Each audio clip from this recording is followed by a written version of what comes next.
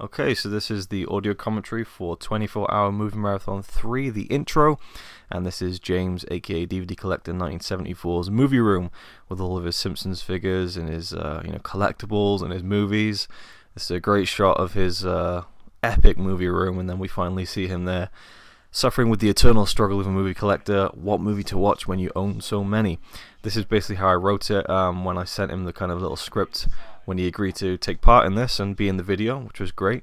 And he kind of added a few things of his own, including this line coming up where he says, Star Wars, Luke's just posted his marathon video. I thought that was kind of cool and funny. And yeah, I really like this. It turned out great. I think his wife filmed this on his phone or his iPad, something like that. And yeah, it just, I'm really excited that people kind of appeared in this, other YouTubers, and it was kind of a collaborative kind of cameo thing where a lot of them appeared, and I think this is a great way to start the video, something people weren't necessarily expecting. He sent me this great static shot of his TV so I could overlay the real beginning, which is kind of a silent movie intertitle card kind of effect with no Stairway Productions, a Luke Ryan dream, which is the first reference of the video, a Bart Simpson dream from The Simpsons. I just always loved that in one of those biblical episodes, so I included it here. And this is basically a dream, and the idea is that I'm dreaming about my old films. This is kind of a film I appeared in 1998 called The Three Rascals, just a home movie, not a real film, but this is where I kind of got my love for filmmaking and making films myself. And then we go to 2003. This is Dumb and Dumber 3: The Kids, a film I made when I got a new camera. This is Misplaced from 2004. Basically just things I've kind of done, and the idea is that I'm dreaming about them, and we got this kind of silent movie-esque track playing over the top, so royalty-free track. And yeah, I did this effect in Sony Vegas. Took a while to get right with all the kind of, there's so many different ways you can make the grain and the scratches and things come up. This is a clip from the first 24-hour movie marathon video in 2012.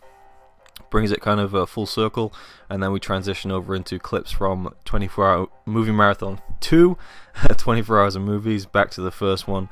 And so there's a theme going. It's kind of running through all the things I've done up until this point, and then this is kind of present day, I guess you could call it. And this was Connie's idea, to kind of include me having memories of walking down this path before I end up where I end up. And yeah, Connie filmed this stuff, and I think it looks great. Then this is just sped up to go along with the music. And then we kind of end here on a TV with Michael Keaton pictures in the background. In October 2013, I did a YouTube series called Michael Keaton Month. I reviewed a Michael Keaton film, or more than one, every single day of October 2013, and there'd always be a clip or a trailer shown on this little TV, and the pictures were added throughout the month. And so it's just a kind of a throwback to this. And this thing playing on the TV is the intro to a 70s TV show called Future Cop. Long story behind why I like the intro to this, but I had it as my phone alarm for about a year, and so it's just a real personal reference. And here I am here, a great shot by Connie, not necessarily great in looking at my ugly mug with my young offender's mustache and everything. The phone there actually had Connie's number on it. We didn't realize, we had to kind of fuzz that out, unfortunately. This is another great shot from Connie. She's great with the camera and getting the focus right and everything, including this shot where I reach over for the phone. As you can see, it's focused on me, then it focuses to my hand as I pick it up. And yeah, I'm really happy with how this kind of thing turned out. I think it looks great, and it was filmed on Connie's Canon, I think 550D DSLR. It might be a different make, but I think that's the one. So here we cut back to Connie and this phone conversation. I wrote it, but we kind of improvised it at the same time. I had a vague idea of how it was going to go, so I filmed it with Connie first, and then I went back to the video and looked at everything I said when I was filming it. I was behind the camera doing the lines, and then I wrote down all those lines that I did at the time, and then I kind of read them off on location when we filmed this, so I could get the conversation right. It was really hard with this scene because of the background. The stream near where we were filming that was very loud, so I had to kind of put that in the background of Connie's phone so you could hear something. Otherwise the transition to kind of the stream background noise and then no background noise was really jarring, so I had to kind of spend a lot of time on the sound in this, and it's not perfect, but I'm happy with it. Connie was really funny in this. Basically I just wanted her to play an exaggerated version of herself when she gets annoyed with me, and I think it was pretty funny, and it's not exactly Only Fools and Horses, but I think it's a funny little scene, and worked well, and I was happy with how it turned out. And, and again, Connie was just coming up with these weird things to say, you know, like chopping my hair off and feeding it to Lily. She just came up with that on the spot, and yeah. So this little scene just kind of kicks it all off, and you know, brings it into the kind of the real beginning of the intro. This is like a pre-intro. I mean, there's so many little bits, you know. I probably overextended this thing more than it should have been, but it seems to have been received quite well online, so that's cool.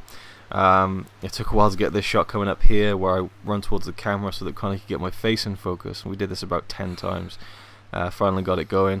This little bit here where I say "gotta be fast, gonna fly now" is like one of those kind of things that it doesn't sound right as a sentence, and it's kind of inspired by James Rolfe, who would sometimes in his Angry Video Game Nerd episode say things like that didn't quite work as a sentence but just sounded funny. So also the reference to the song "Gotta Fly Now," which is played now as the intro begins. I got Connie to run up onto that bridge and do that overhead shot at the last minute. I thought that'd be a cool shot to add in. It wasn't originally in the plan. We filmed this shot right here, and then I looked at the bridge and I went, "Can you just run up there?" So Connie was great in kind of just putting up with me, kind of telling her to go there and film this and film that, including this shot, which was really cool, you know, where she's focusing on me with the trees in the foreground being out of focus. I think it looked great. We did that about 3 times. I was sick of running by the end of the day, as you can imagine. We did this a few times as well, a bit of miscommunication on where she was going to be filming. Took a few tries to get that one right. And then, yeah, we kind of didn't really plan this out that much in terms of like where I'd be running and the shots. We just kind of did it on the fly. We went out for about 3-4 hours, something like that, maybe 3 hours, maybe even 2 hours, I don't know, God knows.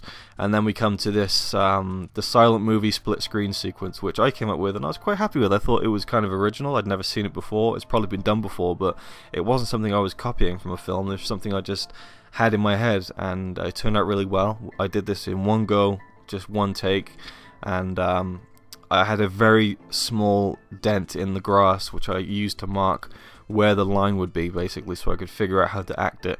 And this is kind of a tribute to silent films, and you know, during the marathon itself, which happened before this, we filmed all this after the marathon.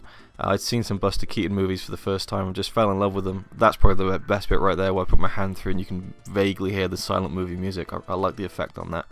Very happy with how it turned out. Now this, I'll probably go into this in detail in a separate video about this sequence specifically, but there's a special effect there which didn't quite get across, and I didn't put too much effort into it, and I should have, but at the same time I think I was going a bit overboard, and I'll explain that in that feature. This close-up was Connie's idea because you couldn't really see the banana peel at all, and it was kind of an old rotten, well, it wasn't rotten, but it was a banana that was nearing, you know, the end of its shelf life, and so it was falling apart. You can see I slipped on it there if you really look closely, but you know, there's a bit here where I throw it, and it wasn't supposed to actually fall out of my hand, but it kind of split in half, and most of it flew away. So I had to kind of just improvise, and the idea is that I'm trying to throw it away, but it's stuck to my hand. I try and throw it away again, and it falls behind me if you look very closely, and then I turn around and slip on it again, and then we go back into the, you know, the Rocky music, you know, which again was used because I'm running, and it just seemed fitting, and I couldn't use the original track because YouTube wouldn't allow it, so I got this 8-bit rendering that someone made on YouTube, and I used that instead. There is a special feature on this Blu-ray where you can see the intro with the original Gonna Fly Now Bill Conti track, but at the same time I think it probably works better with the 8-bit one because it's what everyone saw when it came out on YouTube and has a certain charm to it. Now I took my hat off here because I had the idea to use a clip that I had filmed in America, in New York, in Central Park, and this very quick thing, just very rough, but you know, you get the idea that I'm in Central Park, and that was an exact shot, scene reenactment of the ghost jogger in Ghostbusters 2. You can match them up and it's pretty much identical. So I took my hat off just to kind of use that clip because I was wearing similar clothes, and I thought it'd be fun to kind of have an actual movie location / reenactment in the intro. And this bit here again was leading into something that I hadn't planned on doing, but I thought it would be cool if I could get this YouTuber to make a cameo, because he'd made this video in the woods and we were walking home, we were done filming, and I thought, you know what, it would be really cool if I got his old video and used it like that. And this is a great shot from Connie again, the deep focus there. Another great shot coming up right here. Yeah, I love that with just the dark branches and the kind of the bright background, the sun just creeping in there. This is another reference where it says, where I say he found me, I don't know how, but he found me. It's a reference to Back to the Future. I think Scott actually got that one, Cineram. And yeah, here we go. This is the second YouTube cameo. It is Chill Pilgrim, formerly known as Chill Pilgrim 1138. And this is a video he did where he was ranking all the Friday the 13th movies, and yeah, I just love that. And you know, the trees on his end, you know, the leaves are out in full, you know, greenery and stuff, and here it's, you know, the leaves are gone, so it doesn't quite work, but still, you know, I thought it was fun to have him involved. And here we go, we're in Philadelphia, the famous steps where Rocky ran up in, you know, the late 70s, I should say. And many years after that, you know, almost all the movies feature those steps, and there you go. We're in Philadelphia, and we filmed that just because, you know, I had no plan of using this in the video, but I thought it'd be a cool way to kind of set it all up. 24-hour movie marathon, like the Rocky title going across there.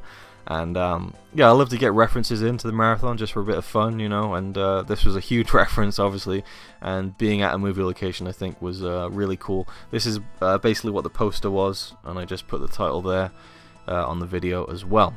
24-hour movie marathon 3 days of movies. So there we go. And then we have this bit here just before the intro really ends, where Connie's phone's going off, and that ringtone is a reference to something Stone Cold Steve Austin was talking about in his one of his podcasts around the time we were in America and listening to it, and he was talking about that new iPhone ringtone. It was very funny, so we decided to use that in here. Just another personal reference for me and Connie to enjoy.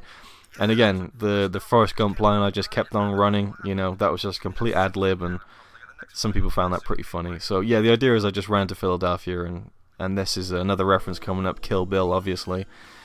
Connie did a great job here. She didn't overdo it, I think, which makes it even funnier. And yeah, the kind of siren, the iron side, and there we go. That's the intro. Thanks for listening. I made it, finally. We're late. We're not late. It's fine. It's good. It's good. We got plenty of time.